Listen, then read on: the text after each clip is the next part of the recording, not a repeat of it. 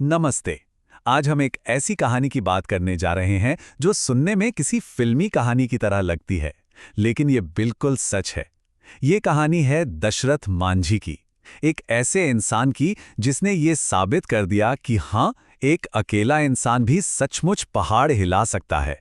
तो चलिए शुरुआत एक बड़े सवाल से करते हैं।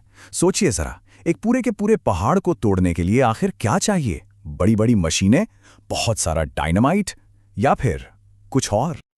जवाब है 22 साल, 2 दशक से भी ज्यादा का लंबा वक्त। और ये कोई सरकारी प्रोजेक्ट नहीं था, ना ही किसी बड़ी कंपनी का काम। ये एक अकेले आदमी का जुनून था। और जानते हैं, ये विशाल काम किसी मॉडर्न मशीन से नहीं हुआ। ये पूरा हुआ सिर्फ दो बहुत ही मामूली औजारों से, एक हथौड़ा और एक छेनी, बस। लेकिन उन औजारों के पीछे एक ऐसी ताकत थी जो किसी भी मशीन से कई ज्यादा पावरफुल थी। एक ऐसा प्यार जो सच में पहाड़ हिला सकता था। और यहीं से हमारी कहानी की असली शुरुआत होती है। तो चलिए अब इस कहानी में और गहराई से उतरते हैं। बात है बिहार के गहलौर गांव की, जहां दशरथ मांझी रहते थे और जहां एक पहाड़ उनके गांव और बाकी दुनिया के बीच एक दीवार बनकर खड़ा था। गहलौर गांव की जिंदगी एक 300 फुट ऊंचे पहाड़ के साए में थी। मांझी का समुदाय मुसहर पहले से ही भारत के सबसे गरीब समुदायों में से एक था, और ये पहाड़ उनकी मुश्किलों को और भी बढ़ा देता था। उन्हें पानी, स्कूल और अस्पताल जैसी बेसिक जरूरतों से भी दूर कर देता था। इस अकेलेपन का सबसे भयानक नतीजा जानते हैं क्या था? हेल्थ केयर की कमी। जरा सोचिए, किसी भी इमरजेंसी में सबसे पास का डॉक्टर 43 मील यानी लगभग 70 किलोमीटर दूर था, और वहां तक पहुंचने का रास्ता भी उसी खतरनाक पहाड़ के ऊपर से होके जाता था। मतलब ये दूरी अक्सर जिंदगी और मौत के बीच का फासला बन जाती थी। और फिर 1965 में वही हुआ जिसका डर था।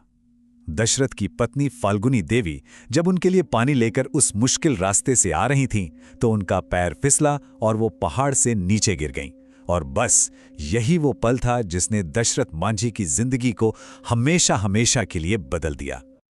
पत्नी की मौत के बाद दशरथ का दुख एक ऐसे संकल्प में बदल गया जिसे कोई तोड़ नहीं सकता था।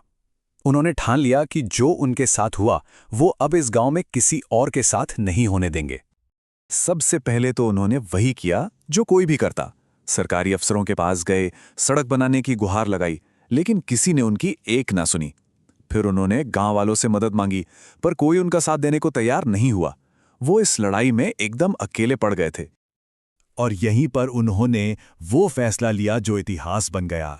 जब हर तरफ से उन्हें निराशा ही मिली, तो उन्होंने खुद से कहा, अगर कोई नहीं करेगा तो मैं करूंगा। ये उस मिशन की शुरुआत थी जिसे पूरी दुनिया नामुमकिन मानती थी। उनके पास जो कुछ भी था उन्होंने सब दांव पर लगा दिया। अपनी 3 बकरियां बेचकर औजार खरीदे और 1965 में अकेले ही उस पहाड़ को चुनौती दे दी, पहली चोट के साथ। और यहीं से दशरथ मांझी का 22 साल लंबा संघर्ष शुरू होता है। ये सब पत्थर तोड़ने की कहानी नहीं है, बल्कि हर तरह की शारीरिक और सामाजिक चुनौतियों से लड़ने की भी कहानी है। शुरुआत में तो लोगों ने उनका खूब मजाक उड़ाया, उन्हें पागल तक कहने लगे थे। लेकिन जैसे जैसे साल बीतते गए, एक बदलाव आने लगा।